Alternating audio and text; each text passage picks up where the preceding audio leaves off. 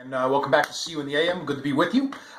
This is the second time that we're going to be answering some questions. We're going to focus on one question in particular that was sent over to us. And I want to again give a plug to encourage people to continue to send those questions. Getting a nice amount in.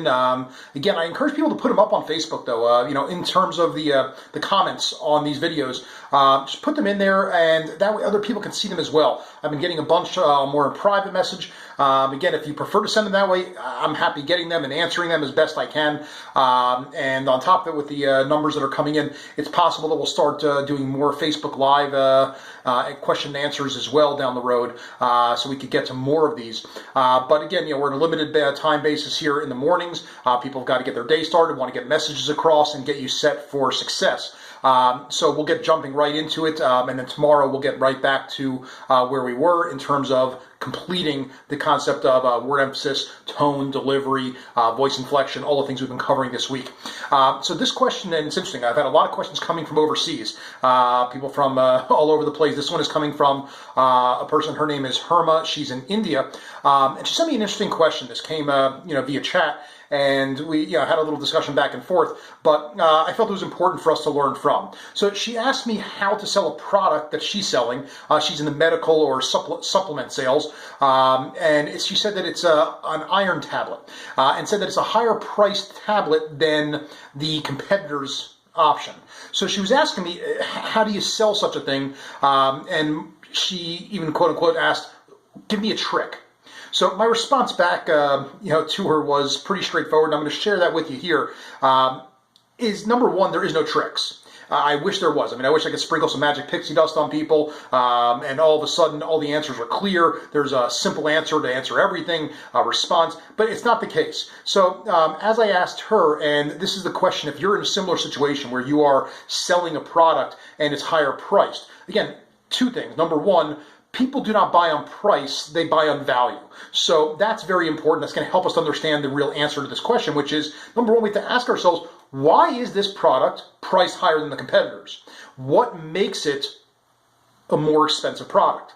If you're able to figure that out, then we start developing a strategy as far as how to express that and show someone why it's worth paying X amount more for your product than the competitors, even though on the surface they look exactly the same.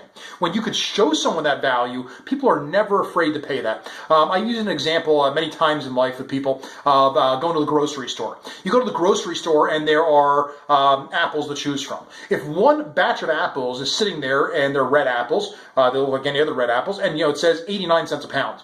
And then you look just to the side of that, there's another one for $1.29 a pound. Now, they look the exact same. Why would you pay the $1.29 a pound? Now, on the other hand, if it was clear and there was someone there giving you samples of both apples, and you could see that the $1.29 a pound were much firmer, they were grainy, a much juicier, sweet apple, and again, something that you would enjoy more, then you probably and most likely would be happy to spend the $1.29 a pound versus the 89 cents a pound. Why? Because there was value to you. So that was my answer to Herma, and hopefully you've been successful in answering those questions for yourself as far as figuring out what that value proposition is, and then therefore it's not coming down to price, it's coming down to value when you're expressing that to a customer. So again, keep those questions coming in. We're here to help you, and we want to see everyone successful, and again, the more questions, the better. We'll wrap things up today with a quote, the final quote from this week. I'm going to quote Zig Ziglar, dedicated this week to a degree to him, because he is the master of the word merchants. So he says, and this is also again from Secrets of Closing the Sale, he says there are many other ways of communicating to customers, but our voice is one of the most powerful selling tools we have. So he uses the term power and tools in the same sentence. So let's use our voice to be a power tool for us.